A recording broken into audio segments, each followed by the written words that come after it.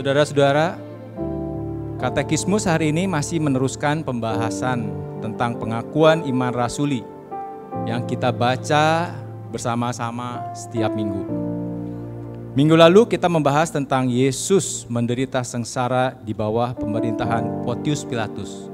Dan kita membahas mengapa nama Pontius Pilatus harus kita sebut setiap minggu.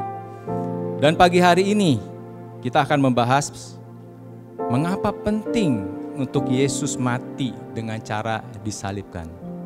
Tidak cukup hanya Yesus mati, tapi harus Yesus mati dengan cara disalibkan. Apa karena salib adalah salah satu metode hukuman mati paling berat, kejam, dan mengerikan di zaman itu, di zaman Kekaisaran Romawi?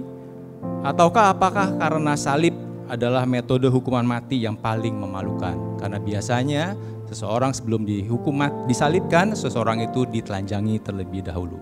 Atau karena ada alasan-alasan yang lain.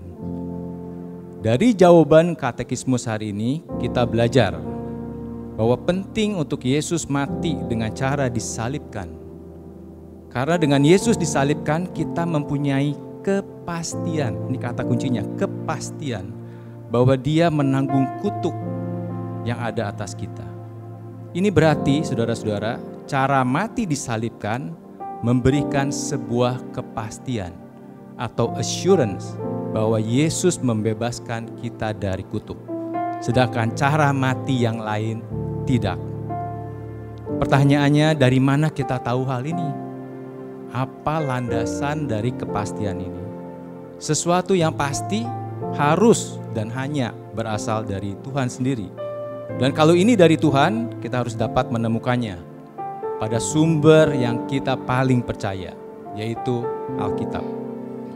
Untuk itu saya akan membacakan satu bagian firman Tuhan yang berasal dari Ulangan, pasalnya yang ke-21 ayat 22 sampai 23. Apabila seseorang berbuat dosa yang sepadan dengan hukuman mati, lalu ia dihukum mati dan kau gantungkan pada sebuah tiang, maka janganlah kau biarkan mayatnya sepanjang malam pada tiang itu. Tetapi engkau harus menguburkan dia pada hari itu juga. Sebab seorang yang digantung terkutuk oleh Allah. Janganlah engkau menajiskan tanah yang diberikan Tuhan Allahmu kepadamu sebagai milik pusakamu. Saudara-saudara, Musa menuliskan kitab Ulangan sebelum umat Israel masuk ke tanah perjanjian. Dari perikop yang baru saja saya bacakan, Musa tidak sedang memperkenalkan kepada umat Israel cara menghukum mati seseorang, yaitu dengan menggantungkan orang tersebut pada sebuah tiang. Bukan, saudara. Tapi yang Musa katakan di sini adalah ketika seseorang berbuat dosa dan layak menerima hukuman mati, maka kalau orang tersebut sudah dihukum mati dan kemudian untuk alasan tertentu mayatnya digantungkan pada sebuah tiang, maka Musa meminta umat Israel untuk menguburkannya hari itu juga. Sebab yang tergantung adalah terkutuk oleh Allah.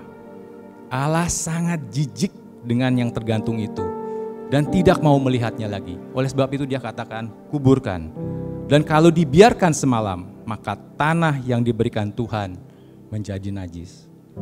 Saudara-saudara, jadi jelas yang tergantung adalah terkutuk oleh Allah. Dengan Yesus mati di atas kayu salib, Yesus yang tidak berdosa menjadi kriminal yang dihukum mati dan digantungkan pada tiang. Dan dengan dia mati tergantung, Yesus menjadi yang terkutuk untuk menanggung kutuk yang seharusnya kita terima. Kutuk dan penghakiman Allah yang seharusnya manusia terima, saat itu semuanya dibebankan kepada Yesus lewat salib. Kesimpulannya, saudara-saudara, bagi Allah yang mati tergantung adalah terkutuk. Oleh sebab itu, Yesus harus mati dengan cara disalibkan dan tidak bisa dengan cara yang lain. Karena ini memberikan kepada kita kepastian bahwa Yesus menanggung kutuk yang seharusnya ada atas kita. salib yang adalah lambang bentuk hukuman mati yang mengerikan, berubah menjadi lambang dari hidup berkelimpahan bersama Tuhan bagi setiap kita orang percaya.